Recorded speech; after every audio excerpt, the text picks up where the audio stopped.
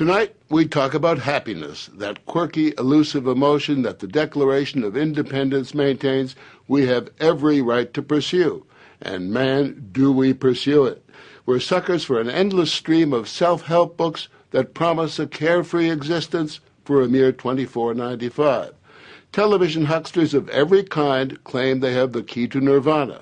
So the happiness business, at least, is one big smiley face. As for the rest of us, well, the main scientific survey of international happiness carried out by Leicester University in England ranks the U.S. a distant 23rd, well behind Canada and Costa Rica. But you'll be pleased to know we beat Iraq and Pakistan.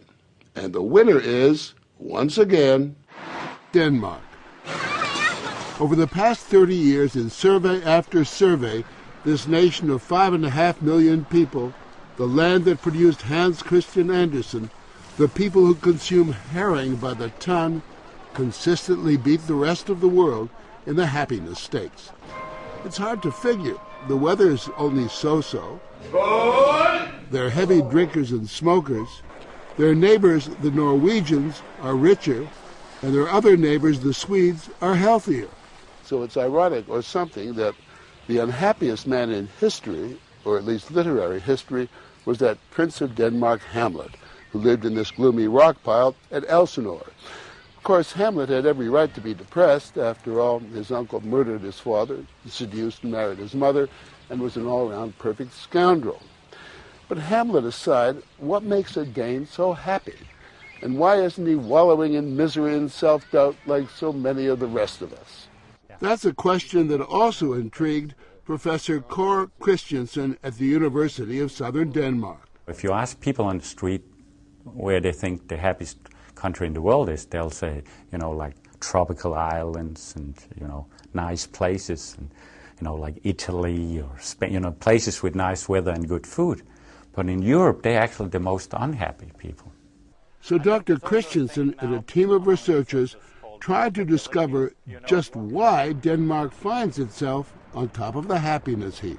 We made fun of it by suggesting it could be because blondes have more fun, but then we could prove that the Swedes have more blondes than the Danes, and they were not as happy. So we tested different hypotheses. So the result is blondes don't necessarily have more fun. Exactly. So, but it doesn't hurt either.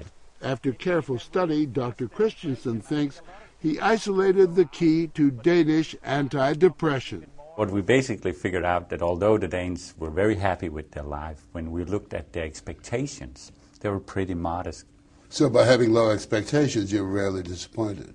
Exactly. Dr. Christensen's study was called Why Danes Are Smug, and essentially his answer was it's because they're so glum and get happy when things turn out not quite so badly as they expected.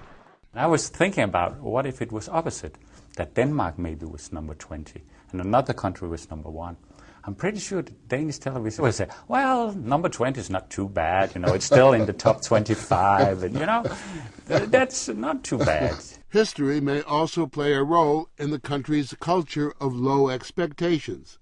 If you go to the government's own website, it proudly proclaims, the present configuration of the country is the result of 400 years of forced relinquishments of land, surrenders, and lost battles. Could it be that the true secret of happiness is a swift kick in the pants or a large dose of humiliation?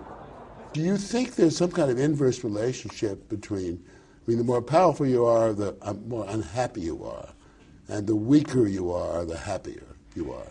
Well, at least the pressure is off you. And if you're doing pretty well and once in a while it's outstanding, you're very happy about it. But if your starting point is that you should be outstanding, that's not good. Do Danes like being slightly in the shadows? I think it's a little bit like in bicycling race. You like to come from behind. Which is exactly what the underdog Danes did in the 1992 European Soccer Championship.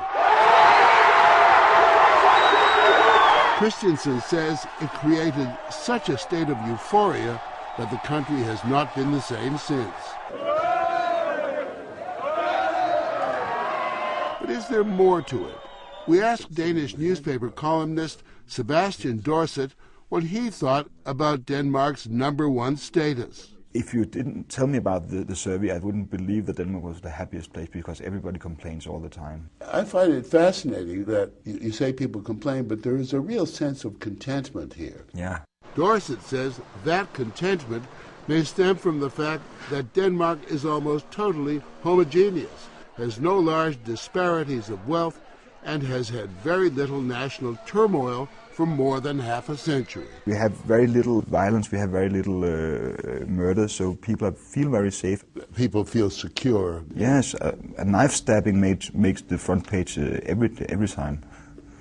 So I don't think that happens in America very often.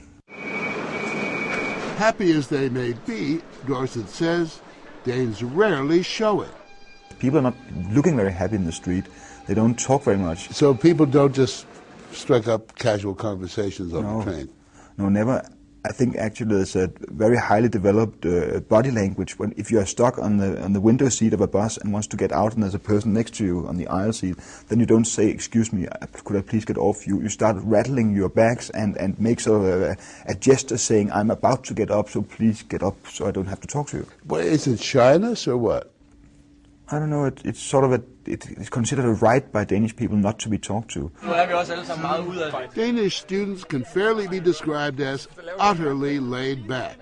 Even so, they're surprised to be told they live in Happiness.flv.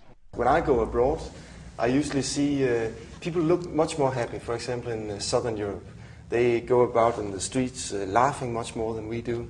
I think you could say maybe we are more content. What's the distinction you make between happiness and contentedness? Well, if you're content, you don't have so much to worry about.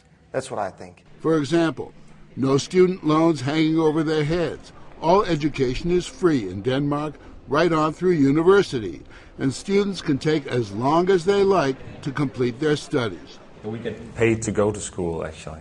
Instead of in the US, you pay to go to school, we get paid to go to school if we pass our exams. Americans watching this, particularly people your age, would be bowled over by the very idea that the government pays you to go to school. I'm being paid right now for not going to school.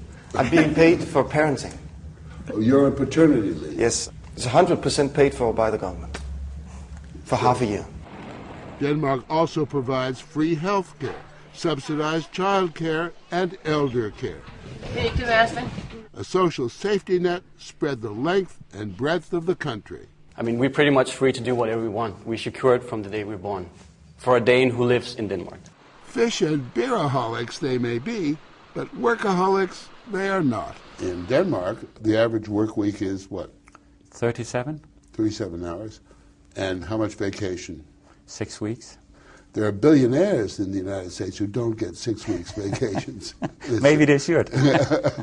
But in getting all those wonderful gifts from the government, the Danes do pay a price. How much would a sort of middle-income person pay in taxes? About 50, half. And that is one trade-off most Americans are not willing to make. Americans, according to Harvard psychology lecturer Tal Ben-Shahar, want it all. In America, part of the ethos, part of the American dream is that more is better. And the more is better usually applies to the material realm. And that doesn't pan out, that doesn't work. It doesn't make us happier. Ben-Shahar teaches a course at Harvard called Positive Psychology, the Science of Happiness. He began the class 4 years ago, and it became the most popular course on campus, enrolling 1,400 students. In the U.S., the quest for happiness begins in what's alleged to be the happiest years of our lives. There's a lot of unhappiness on college campuses, and it's not just at Harvard. Over 94% of college students nationwide are stressed and overwhelmed, and students are paying a very high price for this pressure. That pressure is a result of high expectations. Wanting it all is a bacterium that stays with us from youth to old age. Wanting a bigger house, fancier car, more stuff. And when we get more, there's always someone with even more stuff who's just as unhappy. Some suggest that the unhappiest zip codes in the country are the wealthiest, like the Upper East Side of New York. the number one predictor of well-being is close friendships and close relationships in general, which includes, of course, family relationships. Much better predictor of well-being than affluence is. Ben Shahar says Americans could learn a lot about happiness from the Danes. It is about having realistic expectations. It's about not trying to fit in more than we can handle. We can't handle it all. We can't have it all, but we can have a lot. You've lived in the States. You've visited the Yes. States. Would you live there? It's got a gradness to it that you can never imagine here in Denmark because it's a much larger scale and the differences are much bigger. But I wouldn't want my children to grow up there. Just describe for me the qualities that a successful person would have in this country. Well, in order to see myself as a success, I want to be happy and have a lot of time with my family. I think that's very important to me. And the money is not that important. It is more about the softer values, such as not being stressed and feeling passionate about what I'm doing. And maybe this job is not going to pay me a lot of money, but I'm going to love getting up and doing it every day. Do you think that you can equate money with happiness? No. If you have a sufficient amount of money, then I don't think it will make you a lot happier to get really rich. And we are already at a good level here in Denmark, so I don't think we'll be happier if we increase our wealth. But these unmelancholy Danes, as laid back as they are, do not lack ambition. I think that we have very high hopes, just like any other people do. We just don't get so disappointed when we don't see them through. What would you advise Americans to do? I have an advice. Don't depend too much on the American dream. Yeah, I think you might get disappointed.